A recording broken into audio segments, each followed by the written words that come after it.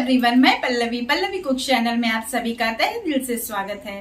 तो आज हम बिना उड़द दाल झटपट आसानी से घर पर मेदू वड़ा कैसे बनता है वो आज हम देखेंगे। तो उसके लिए हमने क्या क्या इंग्रेडिएंट्स लिए हैं, चले फिर देख लेते हैं। तो रेसिपी शुरू करते हैं। तो सबसे पहले हमने यहाँ पर 1 कप दही ले लिया है और इसे हमें इस बाउल में डाल देना है। और उसके बाद हमने यहाँ पर 1 कप पानी ले लिया है, तो इसे भी हमें इसमें डाल देना है। आपके पास अगर ये मेजरमेंट कप नहीं है तो आप किसी भी कटोरी का भी नाप आप आसानी से ले सकते हैं। दही और पानी को अच्छे से मिक्स कर लेना है और ये हमारा छाछ का मिक्सचर तैयार हो गया है और इसे अब हमें साइड में रख देना है। इसके बाद हमने यहाँ पर एक उबला हुआ आलू ले लिया है और ऊपर का इसका छिलका निकाल दिया है और इसे अब हमें स्मैश कर लेना है। तो पूरे आलू को हमने अच्छे से स्मैश कर लिया है और आगे के प्रोसीजर के लिए अब चलते हैं हम गैस की तरफ।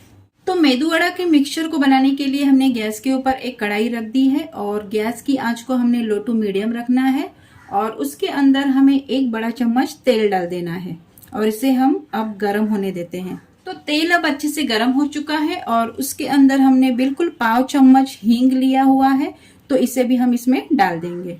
हींग डाल देने के बाद हमने यहाँ पर जो छाछ बना के रखा था तो उसे भी हम इसमें डाल देंगे। और इसके बाद हमने जो उबला हुआ आलू स्मैश करके रखा था तो इसे भी हमें इसमें डाल देना है। आलू के बाद हमने यहाँ पर बारीक वाला रवा लिया है 1 कप। तो रवा मार्केट में 2 तरह के मिलते हैं, एक मोटा वाला और ये बारीक वाला। तो हमें बारीक वाला रवा इस्तेमाल करना है और इसे सेमोलिना या फिर सूजी भी कहा जाता है। तो ये 1 कप हमने ले लिया है, तो इसे भी हमें इसमें डाल देना है। इसके बाद हमने यहाँ पर नमक ले लिया है, तो नमक हमें स्वादानुसार इसमें डाल देना है। आधा चम्मच हमने यहाँ पर जीरा ले लिया है, तो उसे भी हम इसमें डाल देते हैं। उसके बाद हमने यहाँ पर 2 बड़े चम्मच बारीक हरा कटा धनिया ले लिया है, तो इसे भी हमें इसमें डाल देना है। 2 हमने बारीक कटी हुई हरी मिर्च ले ली है, तो इसे भी हमें इसमें डाल देना है। 8-10 पत्ते हमने यहाँ पर कड़ी पत्ता के लिए हैं, तो इसे भी हमें बारीक काट के ही इसमें डाल देना है। इसके बाद हमने एक छोटा प्याज बारीक कटा हुआ लिया है, तो इसे भी हम इसमें डाल देते हैं। इसके बाद हमने यहाँ पर फ्रेश कोकोनट लिया है, तो उसके हमने बारीक टुकड़े किए हुए हैं, तो इसे भी हमें इसमें डाल देना है। और अब हमें सारे मिश्रण को अच्छे से मिक्स कर लेना है। और इसके बाद हमें मिश्रण को तब तक पकाना है जब तक कि इसमें हमने जो पानी डाला था तो वो जब तक निकल नहीं जाता और इसका एक डो तैयार नहीं हो जाता, तब तक हमें इसे चलाते हुए इसे पका लेना है।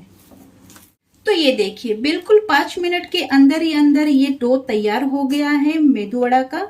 और अब हमें गैस की आंच को बंद कर देना है और इसे 10 मिनट तक ढक के रख देना है। तो मेदू वड़ा के मिश्रण को 10 मिनट हो चुके हैं और इसके बाद हमने इसे एक प्लेट में निकाल लिया है और इसे अब हम पूरी तरह से ठंडा कर लेंगे।